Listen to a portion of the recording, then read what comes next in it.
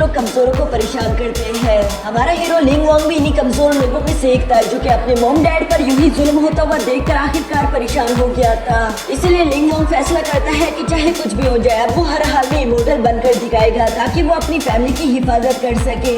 लेकिन immortal journey को शुरू करने के लिए उसका टैलेंट काफी नहीं था, पर किस्मत अच्छी थी क्योंकि उसे एक एंशिएंट ट्रेजर और दुनिया का सबसे ज्यादा स्ट्रॉन्गेस्ट मास्टर मिल जाता है, जिसकी वजह से लिंग वोंग एक रेनिगेड इमोर्टल बन पाया। चलो बिना और ज्यादा टाइम जाया किया हमारी आज की स्टोरी को शुरू करते हैं। तो इस कहानी की शुरुआत डाउ डोमेन के सुजाकू किंगडम से होती है, जहाँ पर हम दुनिया की सबसे ज्यादा ताकतवर इमोर्टल सीटू नान को देखते हैं। सीटू नान के पास एक एंशिएंट हेवनली पर्ल था जिसका नाम युंडास बीड है। सभी के सभी इमोर्टल उस बीड को अपने लिए हासिल करना चाहते थे क्योंकि उस हेवनली पर्ल में बहुत ही ज्यादा ताकत थी, लेकिन सीटू नान वो गलत हाथों में नहीं लगने देना चाहता था। इसलिए अकेले ही सीटू नान द ग्रेट 3 एकेडमीज के लीडर के खिलाफ खड़ा हो गया था, जहाँ वो सब लोग ही मिलकर सीटू नान पर हमले कर रहे थे। सीटू नान जानता था कि अगर ये सब लोग अकेले अकेले मुझ पर हमला करते तो कभी मुझे नहीं हरा सकते थे, पर इस तरह एक साथ इन लोगों से लड़ना मेरे लिए थोड़ा सा मुश्किल है। और ये बात सच भी थी क्योंकि सीटू नान चाहे जितनी मर्जी कोशिश कर ले वो अकेला इन तीनों का मुकाबला नहीं कर पा रहा था। पूरी जान लगा देने के बावजूद भी वो तीनों मिलकर यहाँ सीटू नान पर डोमिनेट हो रहे थे। वो लोग यहाँ पर सीटू से कहते हैं कि वो हेवनली पर्ल हमारे हवाले कर दो,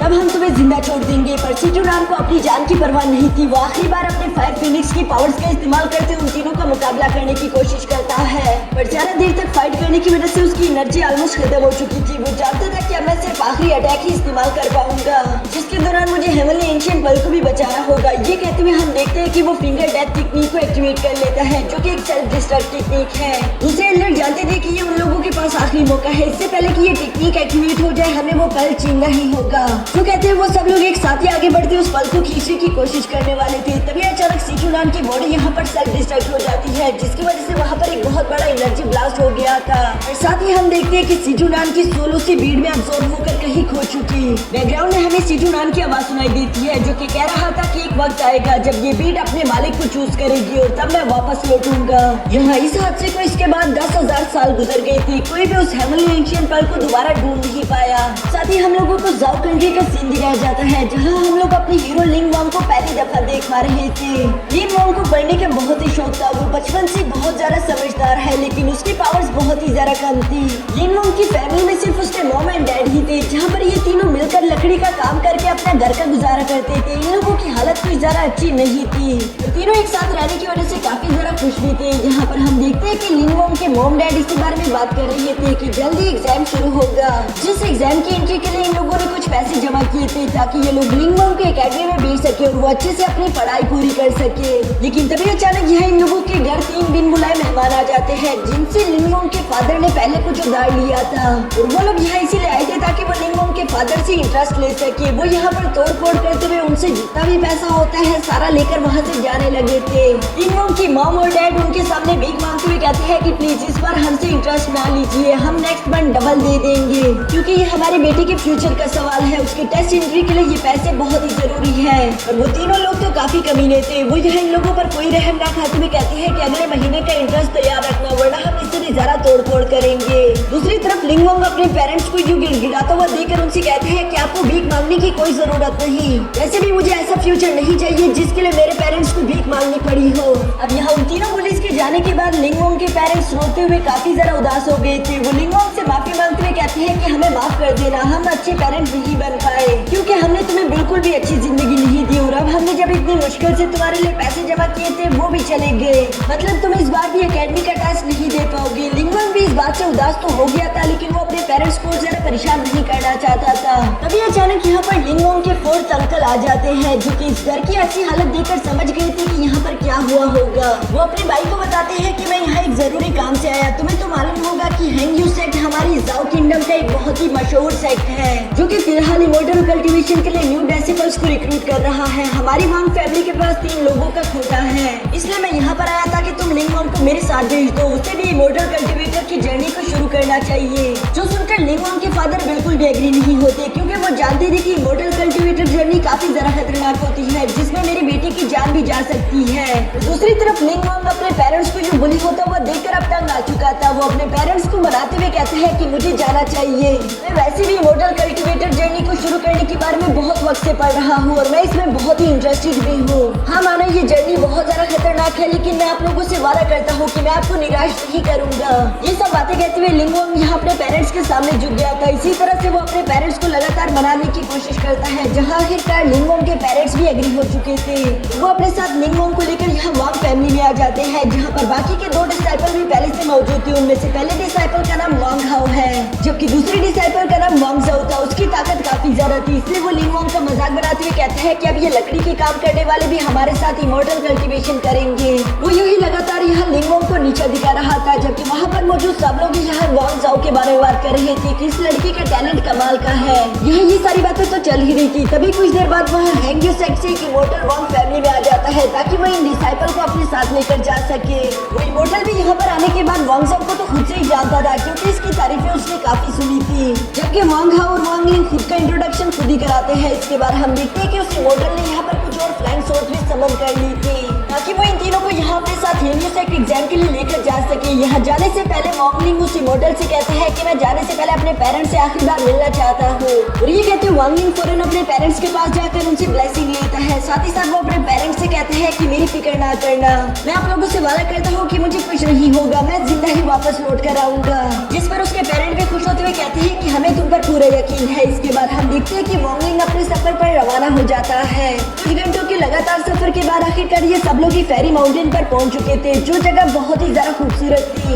इस जगह की खूबसूरती देखकर तो वांग फैमिली की ये तीनों लड़के ही काफी ज्यादा हैरान थे। उन लोगों को यकीन नहीं आता कि इतनी ज्यादा खूबसूरत जगह भी हो सकती है। साथ ही हमें जानने को मिलता है कि इसी फेरी माउंटेन पर ही रिक्रूटमेंट एग्जाम होगा, जहाँ पर इन लोगों के अलावा भी बहुत सारे डिसाइपल आए हुए थे। तभी अचानक यहाँ पर हैंग्यू सेक्ट के हेड यानी वांग लोंग भी आ जाते हैं, जो कि यहाँ पर मौजूद डिसाइपल्स को वेलकम करते हुए कहते हैं कि ये बात तो तुम लोगों को बहुत अच्छे से मालूम होगी कि हमारा हैंग्यू सेक्ट डिसाइपल्स को सेलेक्ट करने में काफी ज्यादा स्ट्रिक्ट रूल्स फॉलो करता है। अभी सबसे पहले तुम सब डिसाइपल का स्पिरिचुअल रूट टेस्ट होगा, जो कि कल्टीवेशन के लिए बहुत ही ज्यादा इम्पोर्टेंट है। इसी टेस्ट की बुनियाद पर हम लोग देखेंगे कि हमें कौन से डिसाइपल को रिक्रूट करना है और कौन से को नहीं। जो कहते हुए हम देखते हैं कि यहाँ पर 2 मास्टर फौरन आगे की तरफ आ गए थे, जो कि फौरन स्पिरिचुअल रूट टेस्ट को शुरू कर देते हैं। असल में स्पिरिचुअल रूट टेस्ट का मकसद ये था कि वो लोगों के मेंडेलियन, उनके पावर्स और उनके टैलेंट के बारे में जान सके। लेकिन अनफॉर्चुनेटली यहाँ पर इस टेस्ट के दौरान बहुत सारे डिसाइपल अनक्वालिफाइड हो गए थे, क्योंकि उनके पास कुछ ज्यादा टैलेंट नहीं था। कई देर बाद यहाँ पर वांग जाओ की बारी आती है, जिसे मास्टर फू योंग देख रहे थे। वो उसके टैलेंट को पहचानते हुए कहते हैं कि यकीनन तुम वांग जाओ होगे, तुम्हारे बारे में हम लोगों ने बहुत कुछ सुन रखा है और वाकई में तुम काफी ज्यादा टैलेंटेड हो। जो कहते हैं उन्होंने वांग जाओ को सेलेक्ट कर लिया था और वांग जाओ वो पहला इंसान है जो कि स्पिरिचुअल रूट टेस्ट को पास कर पाया। वांग जाओ की फौरन बाद ही यहाँ सेकंड बारी वांग हाओ की आ गई थी, जिसे भी मास्टर फू योंग ही चेक कर रहे थे। पर हमें जानने को मिलता है कि वांग हाओ तो काफी ज्यादा समझदार था। वो यहाँ पर मास्टर फू योंग को मक्खन लगाना शुरू कर देता है, क्योंकि वो जानता था कि उसका टैलेंट कुछ ज्यादा अच्छा नहीं, वो यकीनन अनक्वालिफाइड हो जाएगा। साथ ही साथ हम देखते हैं कि वांग हाओ ने यहाँ पर अपने पास से 300 साल पुराने एक आर्टिफैक्ट को बाहर निकाल लिया था, क्योंकि वो चुपके से मास्टर फू योंग को देते हुए कहते हैं कि ये स्पेशल मेरे फादर ने आपके लिए भिजवाया। उम्मीद है ये गिफ्ट आपको पसंद आएगा, क्योंकि आप जैसे एक महान इंसान को ही बिलोंग करना चाहिए। मास्टर फू योंग भी उस आर्टिफैक्ट को अपने पास रखने के बाद मुस्कुराते हुए कहते हैं कि तुम तो काफी ज्यादा समझदार हो, मुझे तुम्हारी समझदारी पसंद है, इसलिए मैं तुम्हें भी सेलेक्ट कर रहा हूँ। जो सुनकर वांग हाओ तो काफी ज्यादा खुश हो गया था। इसके बाद आखिर में बारी वांग लिंग की आ जाती है, जिसका स्पिरिचुअल रूट एग्जाम शुरू हो गया था, लेकिन उसका ज्यादा टैलेंट ना हो जाने की वजह से वो यहाँ पर अनक्वालिफाइड हो जाता है। अनक्वालिफाइड के बारे में जानकर तो वांग लिंग को समझ ही नहीं आ रहा था कि वो क्या करे। वो बहुत ही ज्यादा उदास हो चुका था। साथ ही वांग लिंग को अपने पास की मेमोरीज याद आ रही थी कि कैसे लोग उसकी फैमिली को बुली करते हैं और अब वो कुछ भी नहीं कर पाएगा। पर तभी अचानक यहाँ पीछे से हेड की आवाज दोबारा सुनाई देती है, जो कि इन लोगों से कह रहा था कि तुम लोगों के पास अभी भी एक और मौका है। जिन लोगों का टैलेंट ज्यादा होता है उन लोगों का तो हम स्पिरिचुअल रूट एग्जाम लेकर ही सिलेक्शन कर सकते हैं, लेकिन तुम लोगों में से कुछ लोग ऐसे भी होंगे जिन लोगों की विल पावर बहुत ही ज्यादा होगी, वो लोग भी अच्छे से कल्टीवेशन कर सकते हैं। इसलिए हमारा हैंग्यू सेक्ट तुम लोगों को एक और मौका देगा। तुम लोगों को लैडर टेस्ट को पास करना है, जिसके दौरान इन डेसिबल्स को लैडर पर चढ़ते हुए रास्ते की मुश्किलात को पार करना है। और इन लोगों के पास सिर्फ सूरज डूबने तक का ही वक्त था। अगर सूरज डूबने से पहले इन लोगों ने ऊपर पड़ा हुआ लेटर हासिल कर लिया तो ये लोग रजिस्टर्ड डेसिबल बन पाएंगे। ये जानकर तो सारे के सारे डेसिबल ही खुश हो गए थे और वो फौरन ही लैडर पर चढ़ना शुरू कर देते हैं, जहाँ रास्ते में उन लोगों पर काफी मुश्किलात आ रही थी, जैसे कि उन लोगों की बॉडी पर आग लगना या फिर उन लोगों को बिजली के झटके पड़ना। यहाँ पर ये सारी मुसीबतें होने के बावजूद भी डेसिबल एक दूसरे को परेशान कर रहे थे। वांग लिंग को भी ऊपर चढ़ने में काफी ज्यादा मुश्किल हो रही थी। वो अपने सामने लोगों को गिरता हुआ देखकर काफी परेशान भी हो गया था। पर वांग लिंग हर हाल में इमोर्टल बनना चाहता था, इसलिए वो किसी भी बात की परवाह न करते हुए यूं ही लैडर पर आगे आगे की तरफ चढ़ता जाता है, जहाँ उसके हाथ जख्मी होने की वजह से वो अचानक ही एक लावा वाली जगह में पहुंच गया था, जिसे देखकर वो अपने मन में कहता है कि जरूर ये एक इल्यूशन होगा। लेकिन जैसे ही वॉन्ग लिंग उसमें आगे कदम रखने की कोशिश करता, उसे बहुत ही ज्यादा पेन हो रहा था। वो अपने मन में कहता है कि बेशक ये एक इल्यूशन है, लेकिन इसका दर्द भी रियल से कुछ ज्यादा कम नहीं है। और ये कहते हुए वॉन्ग लिंग लगातार उस दर्द को बर्दाश्त करते हुए यूं ही उस लावा में गुजरते हुए आगे की तरफ बढ़ता जा रहा था, जहाँ रास्ते की सारी तकलीफें बर्दाश्त करने के बाद आखिरकार वॉन्ग लिंग उस लैडर के टॉप पर पहुंच जाता है। वॉन्ग लिंग की हालत अब तक बहुत ही खराब हो चुकी थी। वो टेंपल को अपने सामने देख पा रहा था, लेकिन वहाँ तक पहुँचने के लिए वॉन्ग लिंग के पास कोई रास्ता नहीं। वॉन्ग लिंग बेचारा परेशान होते हुए कहते हैं कि यहाँ पर अगर कोई ब्रिज नहीं तो मैं इस खाई को पार कैसे करूँगा। जो सोचकर थोड़ी देर परेशान होने के बाद वो अपने मन में कहता है कि मैं इमॉर्टल बनने के लिए कोई भी रिस्क लेने के लिए तैयार हूँ। ये कहते हुए वॉन्ग लिंग ने खुद पर यकीन रखते हुए अपना पहला कदम उस खाई की तरफ आगे बढ़ा दिया, जहाँ उसे जानने को मिलता है कि यहाँ पर एक इनविजिबल ब्रिज है। इसलिए वॉन्ग लिंग खुश होता हुआ बड़ी तेजी के साथ सीधे उसी टेंपल की तरफ भागता जा रहा था। अचानक उसके सामने एक बैरियर आ जाता है, जिसे वो पार नहीं कर पा रहा। ये देखकर वॉन्ग लिंग उदास होते हुए कहते हैं कि अब क्या हो गया, आखिर मैंने इतनी ज्यादा मेहनत की, मुझे रिजेक्ट क्यों किया जा रहा है। जिस पर उसे एक आवाज सुनाई देती है कि टाइम पूरा हो गया, सूरज डूब गया, तुम्हारी सारी मेहनत बेकार चली गई। वॉन्ग लिंग उस आवाज की ये बात सुनकर काफी इमोशनल हो चुका होता है। उसे यकीन नहीं आ रहा कि उसकी ये सारी मेहनत बेकार चली गई। उसने इतना दर्द सहा, इसके बावजूद भी वो एक इमॉर्टल नहीं बन पाएगा। ये बात सोचते हुए वॉन्ग लिंग गुस्से के साथ उस शील्ड को हिट करता है, जिसकी वजह से हम देखते हैं कि वो अचानक नीचे खाई में जा गिरा। यहाँ वॉन्ग लिंग नीचे गिरकर बेहोश हो चुका था। दूसरी तरफ जब उसकी आंखें खुलती है, वो देखता है कि हेवनली एंशिएंट पर्ल तो उसके जख्मों को हील कर रहा था, जिसे देखकर वॉन्ग लिंग को कुछ भी समझ नहीं आता। वो हैरान होते हुए कहता है कि आखिर ये है क्या। जैसे ही वॉन्ग लिंग ने उसे टच किया, फौरन एंशिएंट पर्ल उसे अपने अंदर ही टेलीपोर्ट कर लेती है, जहाँ पर सीजू नाम की सोल अभी भी मौजूद थी। वो यहाँ पर वॉन्ग लिंग को देखकर खुश होते हुए कहते हैं कि इतने साल हो गए और आखिरकार वो वक्त आ गया, अब मैं आजाद हो जाऊंगा। तुम्हें चूज किया गया है मेरी न्यू बॉडी बनने के लिए। ये कहते साथ ही सीजू नाम की सोल तेजी के साथ आगे बढ़ते हुए यहाँ वॉन्ग लिंग की बॉडी पर कब्जा करने की कोशिश करती है, जिसकी वजह से वॉन्ग लिंग की सोल उसकी बॉडी से बाहर निकल आई थी। लेकिन फिर अचानक हम देखते हैं कि वो सोल खुद ब खुद उसकी बॉडी में वापस चली जाती है, यानी कि सीजू नाम वॉन्ग लिंग की बॉडी पर कब्जा नहीं कर पा रहा। ये बात सीजू नाम को हैरान तो कर देती है, लेकिन वो हार नहीं मानता।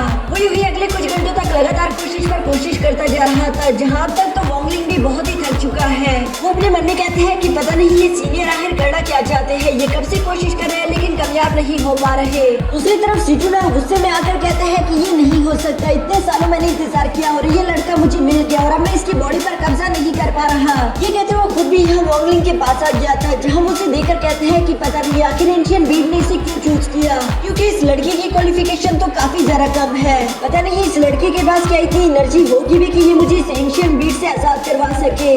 दूसरी तरफ वॉन्ग लिंग सीजू नाम के सामने खड़ा होकर कहता है कि सीनियर, मैं जानता हूँ कि आप एक इमॉर्टल है, मैं खुद भी इमॉर्टैलिटी सीखना चाहता हूँ, तो क्या प्लीज आप मुझे सिखाएंगे। जिस पर सीजू नाम उस पर हंसते हुए कहते हैं कि नहीं, तुम्हारी क्वालिफिकेशन बहुत ही लो है। ये बात सुनकर वॉन्ग लिंग को तो अच्छा नहीं लगता। वो सीजू नाम से कहता है कि हाँ ये बात सच है कि मैं बिल्कुल एक ऑर्डिनरी इंसान की तरह पैदा हुआ, लेकिन मैं एक आम इंसान की तरह मर जाऊँ ये बात लाजमी नहीं। पर सीजू नाम अभी भी उसे अपना डिसाइपल नहीं बनाना चाहता था, इसलिए वो उसे फौरन एंशिएंट बीट से बाहर निकाल देता है। जहाँ बाहर आने के बाद अचानक वॉन्ग लिंग को अपने पेरेंट्स की आवाज सुनाई देती है, यानी कि वो वॉन्ग लिंग को ढूंढ रहे थे और वो वॉन्ग लिंग को जिंदा सलामत देखकर काफी जरा खुश होते हुए कहती है कि थैंक गॉड तुम जिंदा हो, हमें तो लगा कि हमने तुम्हें खो दिया। दूसरी तरफ एल्डर फुयोंग भी यहीं पर मौजूद थे, जो कि वॉन्ग लिंग की बहादुरी देखकर खुश होते हुए कहते हैं कि तुमने तो मुझे इम्प्रेस कर दिया। बेशक तुम थोड़े से लेट हो चुके थे, लेकिन मैं फिर भी तुम्हारे लिए एक्सेप्शन रखते हुए तुम्हें अपना रजिस्टर्ड डेसिबल बनाने के लिए तैयार हूँ। वॉन्ग लिंग बेचारा तो इनर डेसिबल बनना चाहता था, लेकिन ये बात भी उसके लिए काफी जरा खुशी वाली थी, इसलिए वो इसे एक्सेप्ट कर लेता है। जबकि ये बात सुनकर एल्डर फुयोंग यहाँ पर अपने एक सीनियर डेसिबल से कहते हैं कि ठीक है, वॉन्ग लिंग को अपने साथ ले जाओ। जो है एक बार फिर से वॉन्ग लिंग को अपने पेरेंट्स से अलविदा लेना पड़ा। रास्ते में जाते हुए वॉन्ग लिंग अपने मन में यही सोच रहा था कि चाहे कुछ भी हो जाए, एक दिन मैं कोर डेसिबल बनकर दिखाऊंगा। इसके बाद नेक्स्ट सीन में हम देखते हैं कि वो सीनियर डेसिबल वॉन्ग लिंग को अपने साथ हेलियो सेट ले आया था और वो उसे यहाँ के रूल्स के बारे में बताना शुरू कर देता है। साथ ही वो वॉन्ग लिंग को बताता है कि यहाँ पर मौजूद डिसाइपल्स को रैंकिंग के हिसाब से बांटा गया। सफेद कपड़ों वाले सबसे ज्यादा टॉप डिसाइपल होते हैं, उसके बाद सेकंड पोजीशन पर रेड सूट वाले आते हैं और थर्ड पर तो येलो सूट्स वाले और ग्रे सूट वाले सबसे आखिरी है, जिन्हें हम अपने इनर डिसाइपल नहीं मानते, बस वो एक रजिस्टर्ड डिसाइपल होते हैं। ये सब बातें बताने के बाद वो सीनियर डिसाइपल यहाँ वॉन्ग लिंग को ब्रदर लियो के पास छोड़कर वहाँ से चला जाता है, जहाँ हम देखते हैं कि ब्रदर लियो तो काफी जरा घमंडी और बदतमीज इंसान था, क्योंकि वो वॉन्ग लिंग से एक बार भी सही से बात नहीं करता। इवन कि वहाँ पर मौजूद बाकी के डिसाइपल भी सारे के सारे लूजर थे, वो बस खेलने में ही अपना टाइम बर्बाद कर रहे थे। सिवाय एक डेसिपल के जिसका नाम जेंगहू है, वो इस सब में से थोड़ा समझदार लग रहा था और वो यहाँ पर वांगली से काफी अच्छे से भी बात करता है। यहाँ पर ये सब कुछ तो चल ही रहा था, तभी अचानक हम देखते हैं कि ब्रदर लू ने बहुत सारे कार्ड्स इन लोगों के सामने फेंक दिए थे और वो इनसे कहते हैं कि चलो जल्दी आकर अपने अपने काम चुन लो। जिस पर सारे रजिस्टर्ड डिसाइपल आगे की तरफ जंप करते हुए उनमें से एक कार्ड को उठा लेते हैं, लेकिन रेड कार्ड को कोई भी नहीं उठा रहा था, जो कि वांगलिंग के हिस्से में आ जाता है। साथ ही ब्रदर लू इन लोगों को बताता है कि तुम लोगों को अपने ये काम 7 दिन के अंदर पूरे करने होंगे। अगर तुम लोगों ने 7 दिन से ज्यादा टाइम लिया तो तुम लोगों को हैंग्यू सेट से निकाल दिया जाएगा। जो सुनकर वांगलिंग उनसे सवाल करते हुए पूछता है कि अगर हम लोगों ने अपना काम 7 दिन से पहले खत्म कर लिया तो क्या आप हमें कल्टीवेशन करना सिखाओगे? जिस पर ब्रदर लू यहाँ वांगलिंग पर हंसते वहाँ से रवाना हो जाते हैं। असल में ये काम इतना ज्यादा था कि इसे 7 दिन में भी पूरा करना नामुमकिन जैसा है। मतलब कि इन लोगों की कल्टीवेशन के लिए कोई भी टाइम नहीं बचेगा। असल में वो इन लोगों को गुलामों की तरह ट्रीट कर रहे थे। रात को वांगलिंग को नींद नहीं आ रही थी, वो इसी बारे में सोच रहा था। वो ब्रदर जेंग से कहते हैं कि क्या पानी भरना इतना मुश्किल काम है, क्योंकि कोई भी डिसाइपल रेड कार्ड नहीं उठाना चाह रहा था। जिस पर ब्रदर जेंग उसे बताते हैं कि ये तो तुम्हें सुबह ही मालूम हो जाएगा। जब सुबह होती है तो सच में वांगलिंग की आंखें खुली की खुली रह गई थी, क्योंकि उसके सामने बहुत बड़े बड़े ड्रम्स थे जिन्हें उसे बाल्टी से पानी लाकर भरना था। वांगलिंग बेचारा हिम्मत करते हुए बाल्टी से पानी भर भर के उस ड्रम को भरने की कोशिश कर रहा था, जहाँ पूरा दिन गुजरने के बावजूद भी एक ड्रम भी फुल नहीं हो पाया। ये देखकर वांगलिंग को निराशा जरूर होती है, लेकिन वो अपने मन में कहते हैं कि अभी भी मेरे पास 6 दिन है, मैं यकीनन इन ड्रम्स को कंप्लीट कर लूंगा। इसी तरह से नेक्स्ट डे भी वांगलिंग पूरा मन लगाकर अपना काम करता जा रहा था, जहाँ इतना ज्यादा काम करने की वजह से हम देखते हैं कि वांगलिंग के हाथ तो छिल चुके थे। उसे अपने जख्मों को देखकर काफी तकलीफ हो रही थी। तभी अचानक वांगलिंग को वही केव वाला सीन याद आता है, जहाँ एंशिएंट पर्ल ने वांगलिंग के जख्मों को ठीक कर दिया था। इसलिए वांगलिंग फौरन उस पर्ल को निकालते हुए पानी में रख देता है, जिस पानी से हाथ धोने की वजह से हम देखते हैं कि वांगलिंग के जख्म ठीक हो गए। साथ ही उस पानी को पीने की वजह से हम देखते हैं कि वांगलिंग की सारी थकान भी खत्म हो चुकी थी, जो देखकर तो वांगलिंग बहुत ही ज्यादा खुश हो चुका था। इसके बाद हमें यहाँ रात का सीन दिखाया जाता है, जहाँ एक उड़ी वाला इंसान ब्रदर ल्यू से मिलने के लिए आया हुआ था। वो ब्रदर ल्यू को बताते हैं कि ये हैंग्यू सेट बहुत ही ज्यादा नॉर्मल सेट है, यहाँ के डेसिबल इतने ज्यादा पावरफुल तो नहीं, लेकिन फिर भी ये लोग इस लेंशियन माउंटेन पर घूमते रहते हैं। मुझे लगता है कि यहाँ पर एक कीमती आर्टिफैक्ट है, जो कि इनमें से किसी डेसिबल को कभी न कभी मिल सकता है। वो आर्टिफैक्ट हमें इमोर्टैलिटी तक पहुँचाने में काफी मदद करेगा, तो अगर तुम्हें कोई चीज अजीब लगे तो फौरन मुझे भी उसके बारे में बता देना। जिस पर ब्रदर ल्यू कहते हैं कि आप बिल्कुल फिक्र ना करें, मैं समझ गया, अगर मेरे किसी भी डेसिबल को वो ट्रेजर मिलता है तो मैं उसे छीन कर आपको दे दूंगा। इसके बाद हमें नेक्स्ट डे का सीन दिखाया जाता है, जहाँ वांगलिंग काफी ज्यादा केयरफुली ओस जमा कर रहा था, क्योंकि वो बहुत ही ज्यादा प्योर वाटर होता है। इसमें एंशिएंट आर्टिफैक्ट की डालने की वजह से उसकी पावर्स और भी ज्यादा बढ़ चुकी थी, जिसको पीने की वजह से वांगलिंग महसूस कर पा रहा था कि अचानक ही वो काफी ज्यादा स्ट्रॉन्ग हो चुका है, उसकी एनर्जी बढ़ गई। मास्टर सीटू भी एंशिएंट पर्ल के अंदर से ये सारा नजारा देखकर कहते हैं कि मानो ना मानो इस लड़के के पास दिमाग जरूर है, क्योंकि इस लड़के ने उसका इस्तेमाल करके एंशिएंट पर्ल की वाटर एट्रीब्यूशन को और ज्यादा बढ़ा दिया।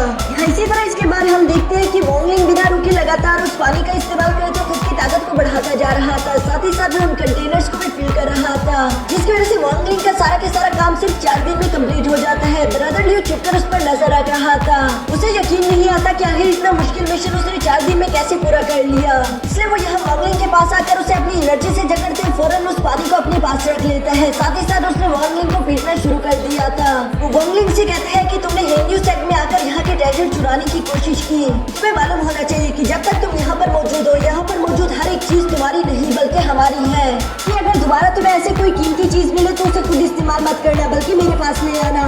और ये कहते ही वो वांगलिंग का पानी उससे छीन लेते हैं। असल में वो नहीं जानता था कि एंशिएंट पर्ल भी कोई चीज है। दूसरी तरफ नीचे गिरी वो वांगलिंग को काफी ज्यादा गुस्सा आ रहा था, लेकिन वो ब्रदर ल्यू को कुछ नहीं कहता, जबकि सिचुनान को भी बहुत ही ज्यादा गुस्सा आ रहा था। वो वांगलिंग से कहते हैं कि खड़े और उस पर हमला करो, तुम आखिर लड़ते क्यों नहीं? जिस पर वांगलिंग कहते हैं कि नहीं, अभी मैं इसका नाम अपने माइंड में याद रख रहा हूँ, एक दिन मैं इमोर्टल बनकर इससे बदला जरूर लूंगा। जिस पर सिचुनान भड़कते हुए कहते हैं कि मैं इतनी देर इंतजार नहीं कर सकता, आज के बाद तुम मेरे डेसिबल हो, मैं तुम्हें जल्द से जल्द स्ट्रॉन्ग बनाऊंगा, तुम्हें अपना बदला लेना ही होगा। यहाँ सिचुनान के गुस्से में कही हुई ये बातें सुनकर तो वांगलिंग थोड़ा सा मुस्कुरा देता है, जिस पर सिचुनान उससे पूछता है कि आखिर अब तुम्हें क्या हो गया, तुम मुस्कुरा क्यों रहे हो? जिस पर वांगलिंग कहते हैं कि नहीं कुछ नहीं, मुझे लगा था कि आप मुझे कभी नहीं सिखाओगे। सिचुनान भी थोड़ा सा मुंह बनाते हुए कहते हैं कि मैं कोई सिखाना मिखाना नहीं चाहता, असल में ये एंशिएंट पर्ल की गलती है, उसने ही तुम्हें चूज कर लिया, मेरी मजबूरी बन चुकी है। साथ ही साथ यहाँ पर आप मास्टर फुनान वांगलिंग से कहता है कि सबसे पहले हम तुम्हारे स्पिरिचुअल रूट्स को ठीक करेंगे, जिसके लिए तुम्हें बहुत सारी स्पिरिचुअल एनर्जी की जरूरत पड़ेगी। इसलिए तुम्हें जितना ज्यादा हो सके उसको इकट्ठा करना है ताकि तुम उस पानी को अपनी एंशिएंट पर्ल की मदद से एनर्जी में बदलते हुए कंज्यूम कर सको। वांगलिंग भी अपने मास्टर की ये बात सुनते ही बिल्कुल ऐसे ही करना शुरू कर देता है। नेक्स्ट डे उसने काफी सारा ओस जमा कर लिया था, जिसके बाद वो अपनी कल्टीवेशन को शुरू कर देता है।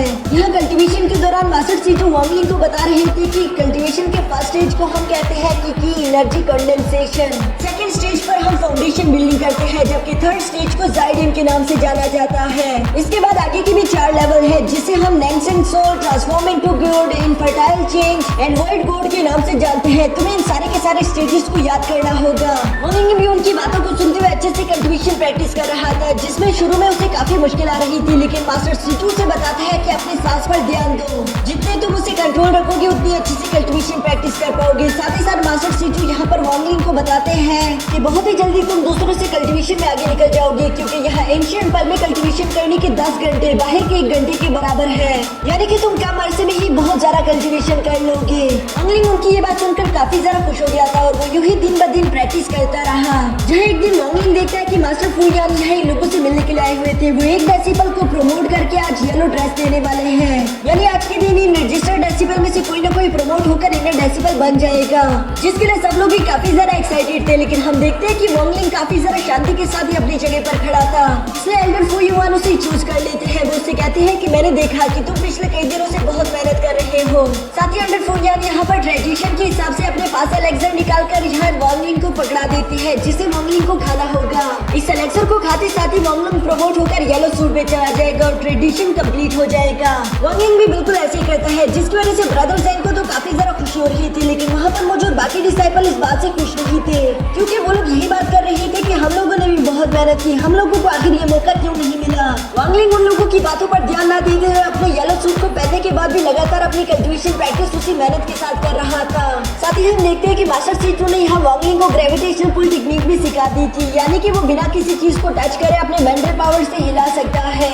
वांगलिंग तो इस बात से काफी ज्यादा खुश था, जबकि मास्टर सीटू से बताते हैं कि अभी तक तुमने इसे अच्छे से मास्टर नहीं किया। अगर तुम इस टेक्निक को अच्छे से सीख लो तो ये तुम्हारी काफी ज्यादा काम आएगी। तभी अचानक यहाँ वांगलिंग को अपने ब्रदर जोंग की आवाज सुनाई देती है, जहाँ ब्रदर जैंग ब्रदर लुओ के साथ बहस कर रहा था, क्योंकि ब्रदर लियो ने यहाँ ब्रदर जैंग को इस एकेडमी से निकाल दिया। वो यही बहाना दे रहा था कि तुमने 7 दिन के अंदर अपने मिशन को कंप्लीट नहीं किया, इसलिए तुम्हें यहाँ से निकाला जा रहा है। लेकिन ब्रदर जैंग जानता था कि उसके काम को बीच में ब्रदर लुओ ही नहीं बिगाड़ा है, इसमें उसकी कोई गलती नहीं थी। जब ब्रदर लियो उसकी बात नहीं मानता तो ब्रदर जैंग कहता है कि मुझे तुम्हारे सारे काले राजों के बारे में मालूम है, तो मैं ये भी जानता हूँ कि तुम किसी और से छुप छुप कर मिल रहे हो, जिसने तुम्हें एक टेलीजम भी दिया था।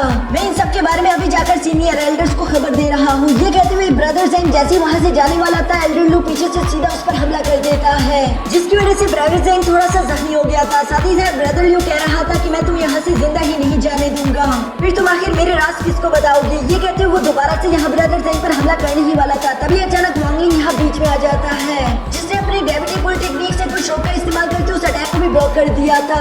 साथ ही वो ब्रदर लियो से कहते हैं कि तुम्हारी ये गुंडागर्दी बहुत हो गई, अब मैं तुम्हें किसी को भी चोट पहुंचाने नहीं दूंगा।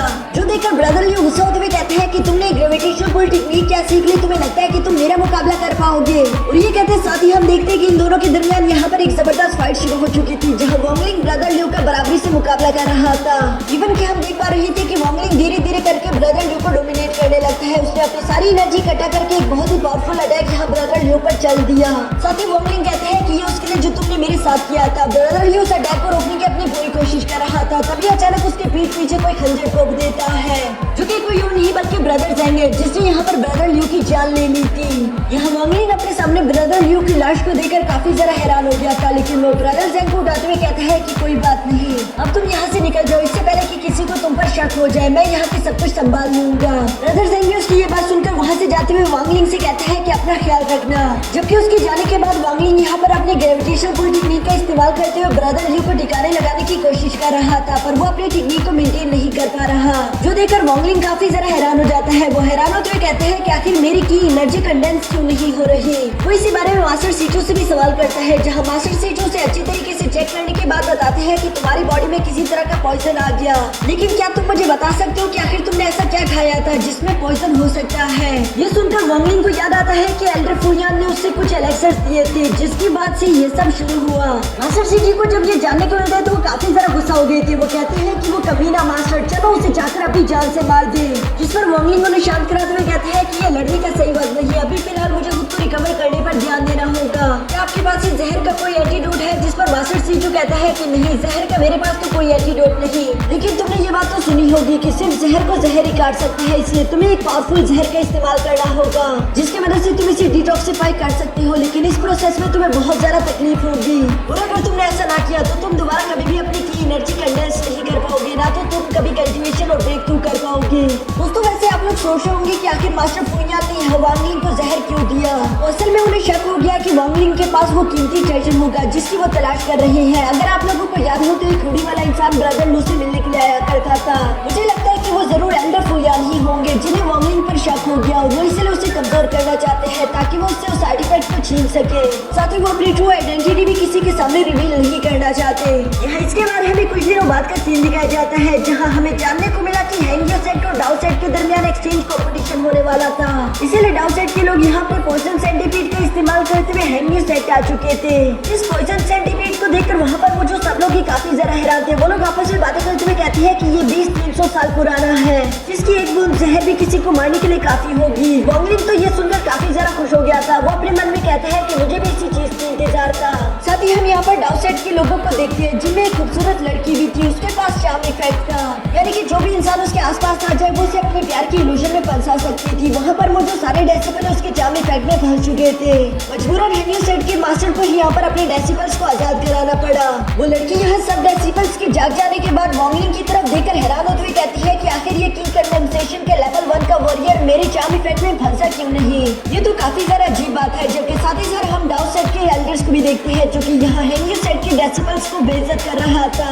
वो कहते हैं कि तुम सब तो काफी ज्यादा कमजोर हो, खुद को एक इल्यूजन से भी नहीं निकाल सकते, तुम्हें तुम लोगों की मास्टर की जरूरत पड़ गई। यहाँ वो लोग इसी तरह की बातें कर ही रही थी तभी अचानक हैंगियो सेट का हेड वहाँ पर आ जाता है जो कि डाउ सेट के लोगों से कहते हैं कि तुम लोगों ने काफी लंबा सफर तय किया तो क्यों ना तुम लोग थोड़ा सा आराम कर लो। जिस पर डाउ सेट के एल्डर्स भी एग्री हो चुके थे। यहाँ बाकी मास्टर ने डाउ सेट के डेसिबल्स की जिम्मेदारी यहाँ वांग जोंग को दे दी थी। वही लड़का जो कि वांगलिंग का कजन था। वो वैसे भी वांगलिंग को पसंद नहीं करता। वो जानता था कि ये पॉइजन सेंटीपीड काफी ज्यादा खतरनाक है, इसलिए उसने वांगलिंग से कहा कि इस पॉइजन सेंटीपीड को खाने खिलाने की जिम्मेदारी तुम्हारी होगी, बाकी लोगों को मैं संभाल लूंगा। वांगलिंग तो उसकी ये बात सुनकर और भी ज्यादा खुश हो गया था क्योंकि इससे अच्छी बात तो हो ही नहीं सकती। इसके बाद हमें रात का सीन दिखाया जाता है जहाँ वांगलिंग ने हिरन के अंदर काफी सारी नींद की दवाई बंद करके रखी हुई थी ताकि वो उस पॉइजन सेंटीपीड को सुला सके। और यहाँ पर बिल्कुल ऐसा ही हुआ जहाँ उस सेंटीपीड के सोने के बाद हम देखते हैं कि वांगलिंग ने फौरन उसकी बॉडी से पॉइजन निकालना शुरू कर दिया था। ये काम पूरा होने के बाद वांगलिंग उस पॉइजन को उठाकर अपने मन में कहती है कि ये तो काफी आसान रहा, मैं तो वैसे ही परेशान हो रहा था। और ये कहते हैं वांगलिंग जैसे ही वहाँ से मुड़ने लगता है तभी अचानक हम देखते हैं कि वो पॉइजन सेंटीपीड दोबारा से होश में आ गया जो कि आते साथ ही वांगलिंग पर हमला करना शुरू कर देता है। वांगलिंग भी उससे खुद को बचाते हुए आगे की तरफ भागते जा रहा था। साथ ही साथ वो अपने मन में कहते हैं कि सच में इसका पॉइजन तो काफी ज्यादा खतरनाक होगा क्योंकि इतनी सारा नींद की दवाई के बावजूद भी ये इतनी जल्दी होश में आ गया। और इसी तरह से भागते हुए हम देखते हैं कि वांगलिंग तेजी के साथ अपने पर्ल की स्पेस में आ गया जहाँ वो पॉइजन सेंटीपीड इसको फॉलो नहीं कर सकता। यहाँ आने के बाद हम देखते हैं कि वांगलिंग ने फौरन उस पॉइजन को पी लिया ताकि वो अपनी बॉडी में पहले मौजूद पॉइजन को जल्द से जल्द खत्म कर सके। हम देखते हैं कि यहाँ पर ये प्रोसेस काफी ज्यादा मुश्किल हो रहा था क्योंकि वांगलिंग के मुंह से खून निकल रहा था। मास्टर सीचू भी ये देखकर वांगलिंग के लिए परेशान हो गए थे। वो वांगलिंग से कहते हैं कि प्लीज मरना नहीं, अगर तुम्हें कुछ हो गया तो अगले हजारों साल तक दोबारा मैं यहीं पर कैद हो जाऊंगा। वांगलिंग भी उनकी ये बात सुनकर कहता है कि मास्टर आप बिल्कुल फिक्र ना करें, चाहे कुछ भी हो जाए आपका ये डेसिबल आपको यहाँ से आजाद करवा कर ही छोड़ेगा। मास्टर सीचू वांगलिंग की ये बात सुनकर काफी ज्यादा खुश हो जाते हैं और ऐसा लग रहा था जैसे कि अब वो वांगलिंग को